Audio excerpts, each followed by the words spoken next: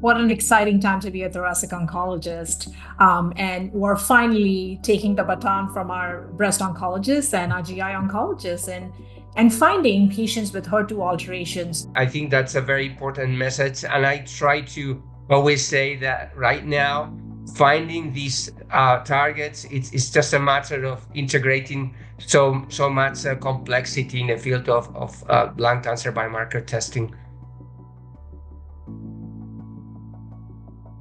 In today's episode with Dr. Devika Das, a thoracic medical oncologist, and Dr. Fernando Lopez-Rios, a pathologist, we had a chance to touch on HER2-positive non-small cell lung cancer.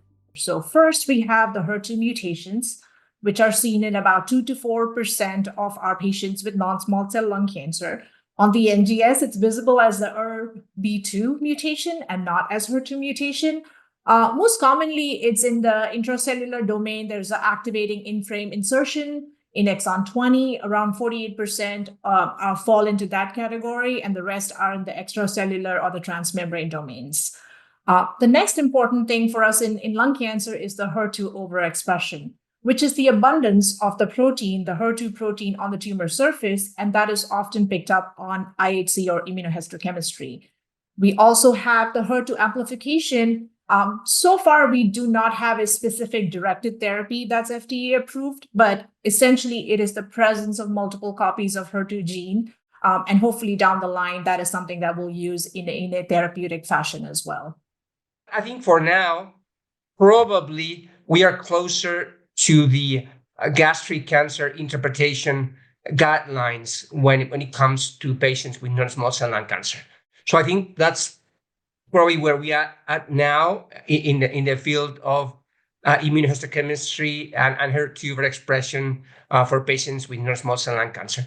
And then there is the need to identify mutations, HER2 mutations, which probably we are going to be using next generation sequencing, but any other PCR-based assays can also, I think, do a reasonable job. But again, the gold standard and the preferred choice is next generation sequencing. For now, if we really want to identify overexpression, we need to use tissue.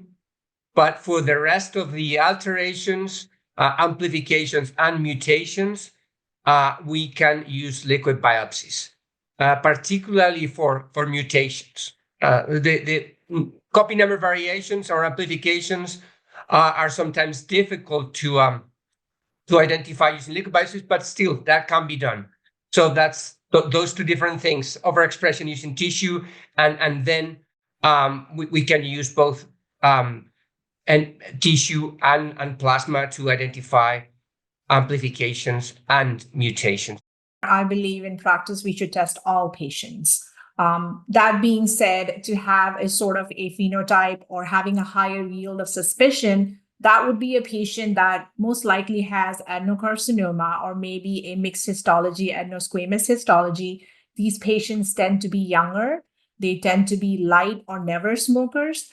And they tend to be a lot of women that present with this specific mutation or alterations. What is interesting or something that we should note is a lot of these patients at some point during the disease course have a higher incidence of CNS metastases, which is unfortunate.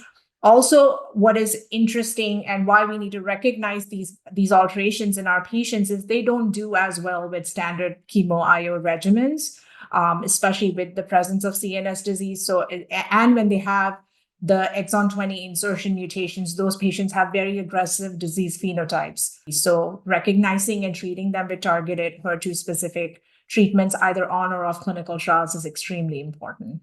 Our first major breakthrough with the approval came in 2022, where we had an FDA approval for trastuzumab deruxtecan to be used in the second-line space for patients with HER2 mutations, specifically that were progressing on frontline therapy.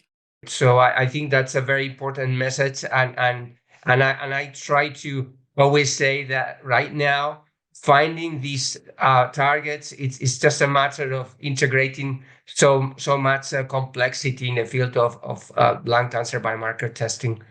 If you run your initial biomarker testing effort and everything comes back negative, I think is really good practice to integrate all the information from all the different assays and try to figure it out and try to discuss with the whole clinical tumor board, because you probably need to keep going until you find an actionable target. So I must say, I have a better understanding of what HER2 positive really means.